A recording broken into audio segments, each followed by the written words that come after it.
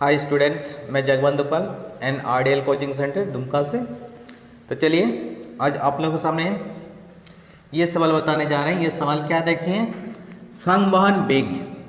इसी वेग को हम लोग दूसरे नाम से भी जानेंगे, वो है अववाह वेग, जो इंग्लिश में क्या बोलते हैं, ड्रिफ्ट वेलोसिटी, जिसको हम लोग वीडी से इंडिकेट करते हैं। तो देखिए संवहन वेग या अववाह वेग, ये एग्जाम में किसी भी एक लैंग्वेज से ये पूछता है कि संवहन वेग जो है उसी वेग को ही हम लोग बोलते हैं अववाह वेग। तो देखिए अववाह वेग किसे कहा जाता है, तो इसी के बारे में चलिए देखते हैं। तो देखिए इससे पहले हम लोग क्या क्या देखे थे कि विद्युत धारा, प्रतिरोध, ये सब हम लोग देख चुके हैं। तो विद्युत धारा में किसी भी चालक में हम लोग देखे थे, अगर विद्युत धारा प्रवाहित की जाती है तो वह विद्युत धारा पास कराने में कौन मदद करता है, वो है स्वतंत्र इलेक्ट्रॉन। तो देखिए स्वतंत्र इलेक्ट्रॉन के लिए हम लोग देखेंगे यहाँ पर अववाह वेग में, तो स्वतंत्र इलेक्ट्रॉन का क्या है वहाँ पर काम। तो देखिए सबसे पहले इसका देखते हैं डायग्राम। तो चलिए डायग्राम देखिए कि इलेक्ट्रॉन का जो औसत वेग है, इसी वेग को ही हम लोग क्या बोलते हैं, अववाह वेग। इसका मतलब क्या है कि इलेक्ट्रॉन का जो दिशा होता है वो हमेशा नेगेटिव से पॉजिटिव की ओर होता है। तो देखिए इसका परिभाषा हम लोग कैसे देंगे संवहन वेग का, किसी चालक तार में विद्युत क्षेत्र आरोपित करने के पश्चात उसमें इलेक्ट्रॉन द्वारा प्राप्त किया गया औसत वेग को अववाह वेग कहा जाता है। इसे वीडी द्वारा सूचित किया जाता है। अववाह वेग की कोटि, अववाह वेग की कोटि 10⁻⁴ मीटर पर सेकेंड होती है। ये ध्यान रखिए, ये ऑब्जेक्टिव के लिए भी वेरी वेरी इंपॉर्टेंट। 10⁻⁴ मीटर पर सेकेंड, ये इसकी कोटि है, अववाह वेग की कोटि। क्लियर? तो यही था अववाह वेग। इसका मतलब ध्यान रखिएगा कि इलेक्ट्रॉन का जो उल्टी दिशा में जो औसत वेग होता है उसको ही हम लोग बोलते हैं अववाह वेग। तो यही था अववाह वेग। देखिए इसके बाद हम लोग देखते हैं विश्रांति काल। तो विश्रांति काल, रिलैक्सेशन टाइम, जो इसको हम लोग टाउ से सूचित करेंगे। तो देखिए विश्रांति काल जो है, देखिए सबसे पहले इसका देखते हैं, डायग्राम के सारे इसको दिखाते हैं विश्रांति काल को। तो देखिए किसी चालक तार में हम लोग क्या देखे थे कि धारा का कौन लेके जाता है, स्वतंत्र इलेक्ट्रॉन। तो देखिए स्वतंत्र इलेक्ट्रॉन जब नेगेटिव से पॉजिटिव की ओर जाता है तो क्या होता है, इलेक्ट्रॉन के मध्य टक्कर होता है। जो इसके पीछे वाले क्लास में भी हम बताए थे कि दो इलेक्ट्रॉन आपस में जब टक्कर होता है तो क्या होता है, घर्षण से ऊष्मा उत्पन्न होती है। इसलिए क्या होता है कि चालक तार में जब विद्युत धारा प्रवाहित की जाती है तो कुछ देर बाद उस चालक तार में थोड़ा जब हम लोग छूते हैं तो गर्म महसूस होता है। तो देखिए वो इलेक्ट्रॉन का जो टक्कर होता है बहुत, उसका समय बहुत अल्प होता है, वो अल्प काल के हम लोग बोलते हैं विश्रांति काल। तो देखिए डायग्राम में दिखाते हैं। चलिए डायग्राम देखिए, इस डायग्राम में दिखा रहे हैं कि एक इलेक्ट्रॉन जब नेगेटिव से पॉजिटिव की ओर जाता है तो एक इलेक्ट्रॉन दूसरे इलेक्ट्रॉन के साथ क्या होता है, टक्कर होता है। तो ये जो टक्कर होता है, एक इलेक्ट्रॉन जब दूसरे इलेक्ट्रॉन को टकराता है, जब दूसरा इलेक्ट्रॉन जब तीसरा इलेक्ट्रॉन को टकराता है, तीसरा इलेक्ट्रॉन चौथा इलेक्ट्रॉन को टकराता है, ये टकराने का समय क्या होता है, बहुत अल्प होता है। वो टकराने का समय बहुत अल्प होता है, वो अल्प समय को ही हम लोग बोलते हैं विश्रांति काल। समझ में आ गया? तो इसका हम लोग परिभाषा हम लोग कैसे देंगे, किसी चालक तार में विद्युत क्षेत्र आरोपित करने के पश्चात दो इलेक्ट्रॉन के मध्य टक्कर का समय बहुत अल्प होता है। इस अल्प समय को विश्रांति काल कहा जाता है। इससे टाउ द्वारा सूचित किया जाता है। विश्रांति काल की कोटि 10⁻⁻14 सेकेंड होती है। ये ध्यान रखिएगा कि विश्रांति काल की कोटि 10⁻14 सेकेंड होती है। तो यही था विश्रांति काल। समझ में आ गया? चलिए देखिए, इसके आगे हम लोग देख रहे हैं कि अवयव वेग को परिभाषित कर उसके लिए व्यंजक प्राप्त करें। इसका मतलब क्या बोल रहे हैं? सबसे पहले उसका परिभाषा देना होगा। तो परिभाषा हम लोग इससे पहले हम लोग देख चुके हैं, अवयव वेग का परिभाषा, उसके बाद विश्रांति काल का परिभाषा। तो दोनों परिभाषा पहले लिखेंगे, उसके बाद हम लोग देखेंगे मैथमेटिकल ड्राइव। तो इसका व्यंजक दिखाना है, तो इसका व्यंजक मैथमेटिकल ड्राइव के द्वारा हम लोग दिखाएंगे। तो देखिए कि सबसे पहले अवयव वेग का परिभाषा देना होगा। तो अवयव वेग किसे कहते हैं? जैसे इससे पहले हम लोग देख चुके हैं अवयव वेग को। तो अवयव वेग क्या है, जो डायग्राम के सारे चलिए दिखाते हैं। तो चलिए सबसे पहले दिखाते हैं डायग्राम। देखिए इस डायग्राम में, डायग्राम तो समझ में आ गया, जो इससे पहले भी हम लोग देखे हैं कि इलेक्ट्रॉन की दिशा किधर होता है, नेगेटिव से पॉजिटिव की ओर। तो अवयव वेग का परिभाषा हम लोग क्या देंगे?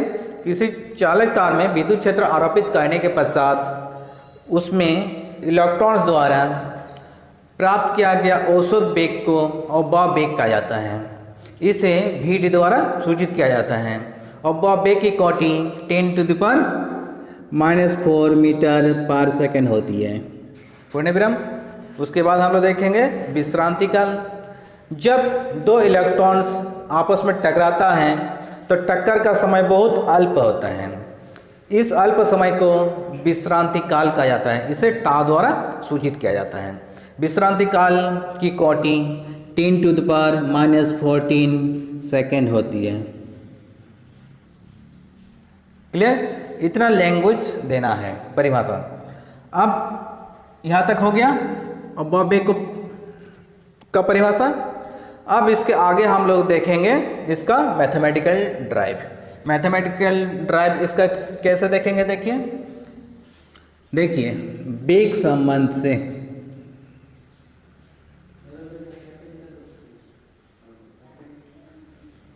हम लोग क्या जानते हैं? V = U + AT।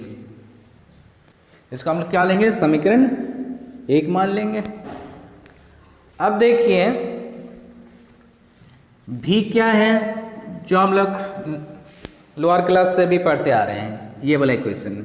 फिर IC फर्स्ट ईयर में भी हम लोग पढ़े हैं। V क्या है? अंतिम वेग। U क्या है? प्रारंभिक वेग। A क्या है? त्वरण।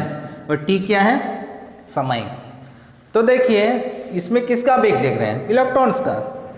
तो देखिए इलेक्ट्रॉन का अंतिम वेग क्या होगा?